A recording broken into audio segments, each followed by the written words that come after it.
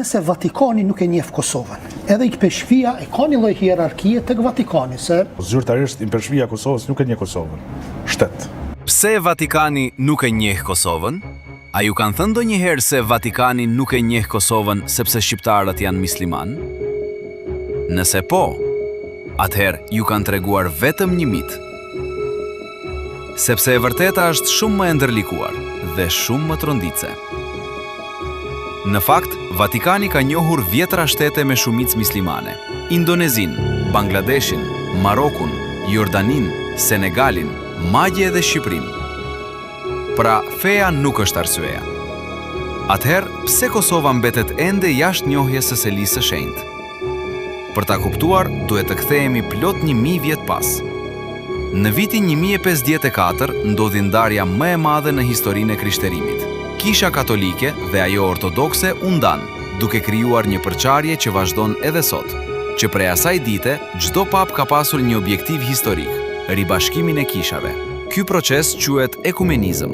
Pas dekadash dialogu, takimesh dhe marrëveshjesh, Vatikani beson se kjo ëndër mund të bëhet realitet. Por në këtë histori hyn Kosova. Njohja e Kosovës do të shkaktonte reagim të fortë nga kisha ortodokse serbe dhe ajo ruse. Për Vatikanin, ekziston rreziku që dialogu i ndërtuar për dekada të prishet. Sipas ish gazetarit të Radio Vatikanit, Angel Koliqi, kjo është një nga arsyet kryesore pse Selia e Shenjtë ka zgjedhur të mos lëviz.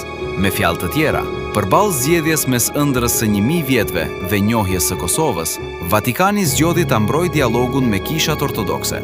Por kjo nuk është arsyeja e vetme. Ekziston edhe një shpjegim diplomatik.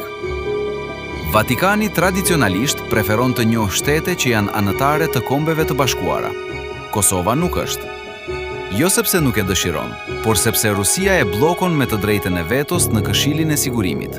Kështu, Kosova mbetet e bllokuar 2 herë, nga Moska përmes vetos dhe nga Roma përmes diplomacisë së saj. Ndërkohë, Serbia nuk ka qëndruar duar kryq. Për vite me radhë ka zhvilluar lobim intensiv në Vatikan.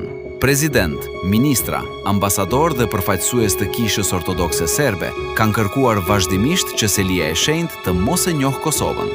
Edhe vet Papa ka përsëritur se kjo çështje duhet të zgjidhet përmes dialogut mes Beogradit dhe Prishtinës, dhe një ndërmjetës zakonisht shmang njohjen e njërës palë. Po argumenti për fen? Po, Kosova ka shumicë muslimane, por kjo nuk shpjegon vendimin e Vatikanit. Nëse feja do të ishte pengesë, atëherë Selia e Shenjtë nuk do të kishte njohur as Indonezin, as Bangladeshin, as Marokun dhe shumë shtete të tjera muslimane. Prandaj, çështja nuk është islami. Është diplomacia, është gjeopolitika, është ekuilibri mes Romës, Beogradit dhe Moskës. Edhe zhvillimet e viteve të fundit e tregojnë këtë.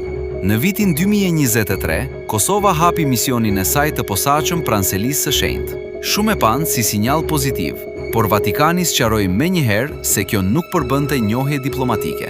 Në vitin 2025, Papa Leo i 14 emëroi një delegat apostolik për Kosovën, jo një nuncio apostolik. Dhe ky dallim është vendimtar.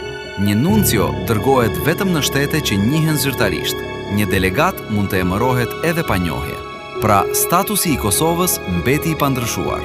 E gjithë kjo krijon një paradoks. Në Kosovë jetojnë 10 mijëra katolik shqiptar, besimtar të kishës së Romës, por shteti ku ata jetojnë nuk njihet në Selia e Shenjtë. Një situatë unike dhe e dhimbshme për shumë prej tyre. Atëherë, çfarë duhet të ndodhë që Vatikani ta njohë Kosovën? Sipas shumë analistëve, ekzistojnë vetëm 2 rrugë. E para, një marrëveshje përfundimtare mes Kosovës dhe Serbisë, ku Beogradi e njeh zyrtarisht Kosovën. E dyta, anëtarësimi i Kosovës në Kombet e Bashkuara, që do të kërkonte largimin e vetos ruse. Deri atëherë, Kosova mbetet peng i diplomacisë ndërkombëtare, jo i fesë, jo i islamit, por i interesave gjeopolitike, dialogut kishtar dhe ekuilibrave që shtrihen shumë përtej Ballkanit. Dhe ndoshta kjo është arsyeja më e vështirë për t'u pranuar, sepse ndonjëherë në politikën botërore, historia peshon më shumë se drejtësia.